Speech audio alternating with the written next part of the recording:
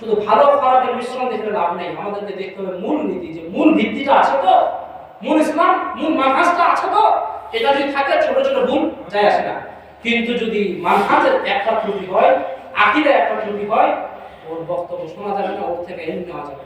আল্লাহ সুবহানাহু ওয়া তাআলা আমাদেরকে সালাত দেন, মহান বলে তৌফিক দান করেন। আমিন। এটা এই জন্য বললাম যে নারীর অধিকারটা যদি একটু কম বুঝি আজকে চলবে ইনশাআল্লাহ, কিন্তু যদি মানহাজ ভুল বোঝেন তাহলে আপনার গোটা জীবন বরবাদ হয়ে যাবে। উল্টো ট্র্যাকটাই উল্টো, রাস্তাটাই উল্টো, অন্যদিকে চলে যাবে।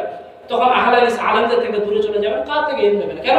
তখন ওরা বলবে যে আহলে হাদিস আলেমরা সৌদি শাসকের বিরুদ্ধে কিছু বলছে না, এটা হচ্ছে মানে দরবারি আলেম। আর আসল আলেম তারা কে? ওই ইখওয়ানেরা আসল আলেম। তখন ওদের অনুসরণ করবেন, তখন গোমরা হয়ে যাবে। আলেমরা যে কতটা আমানতদার মূল্যায়ন করার চেষ্টা করেন ভাই, একটা কথা মুখ দিয়ে বেরিয়ে গেলেই হয় না, প্রত্যেকটা কথার হিসাব দিতে হবে। কাউকে তাগুত বলে দিলাম, এটা এত সহজ কথা নয়। মূল্যায়ন করার চেষ্টা করুন। এরপরে যে কোনো শাসকের ব্যাপারে কলম তোলার আগে 10 বার ভাবিয়ে ওই ব্যাপারে হিসাব দিতে হবে। আপনাকে প্রত্যেকটা বিষয়ে হিসাব দিতে হবে। দিনের বেশি খেদমত করতে যেয়ে না, অল্প খেদমত করেন। পুরো দুনিয়াতে হুকুমত কায়েম করতে হবে না, আপনার পরিবারটাকে ঠিক করেন।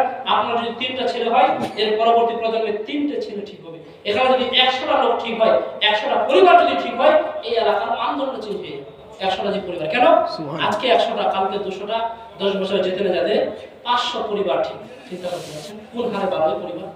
কিন্তু আমরা তো নিজেরা ঠিক হতে চাই না, আমরা বলি ও ঠিক নাই কেন, ও ঠিক নাই কেন, ও ঠিক নাই কেন। না, আপনি নিজের উপরে মেহনত করেন, নিজে ঠিক হন, গোটা দুনিয়ার ঠিক আপনাকে নিতে হবে। আল্লাহ সুবহানাহু ওয়া তাআলা আমাদের নিজের দায়িত্ব বলে তৌফিক দান করুন। আমিন। আচ্ছা, আলোচনা করছিলাম